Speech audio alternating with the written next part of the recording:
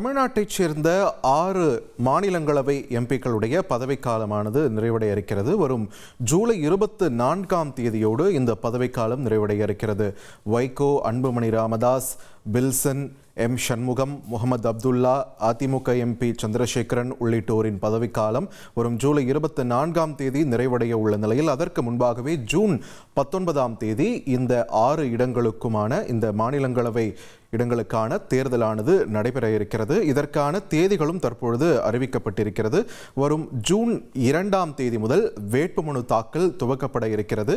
வேட்புமனு தாக்கல் செய்ய கடைசி நாள் ஜூன் 9ஆம் தேதி என்றும் அறிவிக்கப்பட்டிருக்கிறது. இதனைத் தொடர்ந்து ஜூன் 19ஆம் தேதி இதற்கான தேர்தல் நடத்தப்பட்டு அன்று மாலை 5 மணிக்கே அந்த வாக்கு எண்ணிக்கையானதும் நடைபெறும் என்று அதிகாரப்பூர்வமான தகவல் தற்பொழுது வெளியாகியிருக்கிறது. இதனை முக்கிய செய்தியாக பார்த்து வருகிறோம்.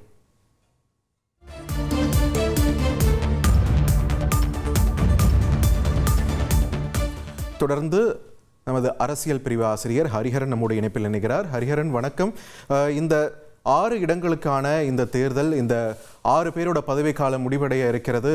யார் யாருக்கெல்லாம் வாய்ப்பு கிடைக்க பாசிபிலிட்டிஸ் இருக்கு? இது பத்தின விரிவான தகவல் என்ன? நீங்க குறிப்பிட்டது போல ராஜ்யசபா தேர்தல் அறிவிக்கப்பட்டிருக்கு. இதை பத்தின நிறைய எதிர்பார்ப்புகள் 2 கேம்ப்லயுமே எழுந்ததை பார்க்கிறோம். திராவிட முன்னேற்ற கழகத்தை சேர்ந்த சண்முகம், முகமது அப்துல்லா, அதிமுக எம்பி ஏடிஎம்கேல இருந்து சந்திரசேகரன் ஆகியோருடைய பதவிக்காலம் முடிவடையது. முக்கியமா திரு வைகோ அவர்களுடைய பதவிக்காலம் முடியும் போது அவருக்கு மீண்டும் எம்பி சீட்டை கிடைக்குமா, இல்ல திராவிட முன்னேற்ற கழகம் கடந்த நாடாளுமன்ற தேர்தலிலேயே மக்கள் நீதி மையத்தை தன்னுடைய அணிக்குள்ள கொண்டு வந்தது. திரு கமல்ஹாசன் போன தேர்தலில் திராவிட முன்னேற்ற கழகத்துக்காக பிரச்சாரம் பண்ணார். சோ அதுல ஒரு எக்ஸ்பெக்டேஷன் இருக்கு. இது திரு வைகோ அவர்களுக்கு இந்த சீட்டு மீண்டும் வழங்கப்படுமா, இல்ல மக்கள் நீதி மையத்துக்கு அவங்களோட பேக் படி திரு மக்கள் நீதி மையத்துடைய தலைவர் நடிகர் திரு கமல்ஹாசன் எம்பி ஆறாரா அப்படிங்கிற கேள்வி இருக்கு. But there are many indications திரு கமல்ஹாசன் அவர்களுக்கு எம்பிஆர்த்துக்கான வாய்ப்பு ஏற்பட்டிருக்கு. திரு கமல்ஹாசன் ராஜ்யசபா செல்கிறார் அப்படின்னு அரசியல் வட்டாரங்கள் நமக்கு தெரிகின்றன. அதே போல அதிமுக கேம்ப்ல பொறுத்த வரைக்கும் உங்களுக்கு தெரியும், திருமதி பிரேமலதா அவங்க எங்களுக்கு அவங்க ப்ராமிஸ் பண்ணாங்கன்னு சொல்லும் போது திரு எடப்பாடி பழனிசாமி அவர்கள் இல்ல அப்படி ஒப்பந்தத்தில் எதுவும் இல்லை அப்படின்னு கருத்து சொல்லப்பட்டது. அதிமுக அது எப்படி அணுக போகுதுங்கிறத பார்க்கணும். ஸ்டார் கேண்டிடேட்ஸ் அப்படின்னு பார்க்கும்போது திரு வைகோவுக்கு மீண்டும் வாய்ப்பா, இல்ல திரு கமல்ஹாசன் ராஜ்யசபா செல்கிறாரா அப்படிங்கிற கேள்வி முக்கியமானதாக இருக்கு.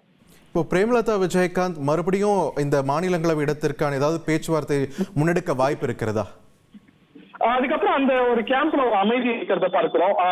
இவங்க சொன்னாங்க, அதுக்கப்புறம் மறுப்பு தெரிவிக்கப்பட்டது. திருமதி பிரேமலதா அதுக்கப்புறம் அக்ரெசிவா சொல்லல. திரு எல்.கே. சுதீஷ் நடுவில் சில கருத்துக்களை சொல்லியிருந்தாரு. என்டிஏ அலையன்ஸ் உருவான பிறகு தேமுதிகவும் கூட அதுல இடம்பெறும் அப்படிங்கிற எதிர்பார்ப்பு பாஜக மத்தியில எல்லாம் இருக்கு. அப்கோர்ஸ் அவங்களுக்கு மற்ற வாய்ப்புகளும் இருக்கு. இப்போ தேமுதிக சொல்லும் போது தேர்தல் நெருக்கத்துலதான் சொல்லுவோம் அப்படின்னு சொன்னாங்க. ஆனா தேமுதிக இதை எதிர்பார்த்து வந்தது அப்படிங்கறத பார்த்தோம். மாற்று கருத்துக்கள் சொல்லப்பட்ட நிலையில அந்த கருத்துக்கள் சற்றே 2 தரப்பும் அதை பத்தி பெருசா பேசாத நிலையில அது எப்படி அணுக போறாங்க, 2 தரப்புக்கும் என்ன வாய்ப்புகள் இருக்கு, இல்ல தேமுதிக மற்ற கூட்டணிகளையும் கன்சிடர் பண்ணுமானா இது எப்படி அமைய போகுதுங்கிறதெல்லாம் நம்ம பொறுத்திருந்து பார்க்கணும்.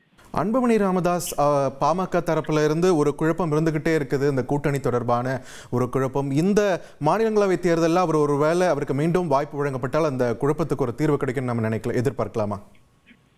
அப்படி நம்ம பார்க்கலாம். But wait and see. ஆனா நீங்க கவனிச்சு பார்க்கணும், அன்புமணி ராமதாஸ் அவர்கள் கடந்த நாடாளுமன்ற தேர்தலில் பொறுத்த வரைக்கும் பிஜேபியோட தான் பேக்ல இருந்தாரு. சோ இங்க இது இந்த ஒரு அவருக்கு மீண்டும் வாய்ப்பு வழங்கப்படணும் அப்படின்னா அதிமுகவுடைய சப்போர்ட் ரொம்ப முக்கியம். பாமகவை பொறுத்த வரைக்கும் அது தேசிய ஜனநாயக கூட்டணியில நீடிக்குதா இல்லையா அப்படிங்கிற கேள்வி எழுந்திருக்கிறது. அவங்க நாங்க நீடிக்கல, அந்த கூட்டணியில இருந்து விலகிட்டோம் அப்படின்னு சொல்லல. அது நிறைய ஈக்குவேஷன் மாறி இருக்கிறத பாக்குறோம். அதிமுகவும் பாஜகவும் கூட்டணி வச்சிருக்காங்க. டாக்டர் ராமதாஸை பொறுத்த வரைக்கும், சீனியர் ராமதாஸை பொறுத்த வரைக்கும் தேர்தல் நெருக்கத்துல பொதுக்குழு கூடி முடிவெடுப்போம் அப்படிங்கிற அவருடைய டெம்ப்ளேட் ஆன்சர் கொடுத்திருக்காரு. But at the same time பாஜக கூட்டணியில இருந்து விலகிட்டோம்னு அவங்க கருத்து சொல்லல. இப்ப ஒருவேளை அவருக்கு இங்க சீட்டு கிடைக்குமானா, இல்ல பிரேமலதாவுக்கு சீட்டு கிடைக்குமானா, அதெல்லாம் இண்டிகேஷன்ஸ் அவங்க அந்த கூட்டணியில தொடர்றாங்க அப்படின்னு. நீங்க கேட்டது போல இதெல்லாம் ரொம்ப சுவாரஸ்யமான கேள்விகள். இதுக்கெல்லாம் கான்கிரீட்டா விடை கிடைக்கும் போது அந்த கூட்டணி உறுதிப்படுத்துறதையும் கூட சேர்த்தே சொல்லுவோம். சோ இதெல்லாம் எப்படி அணுக போறாங்கிறத நம்ம பொறுத்திருந்து பார்க்கணும்.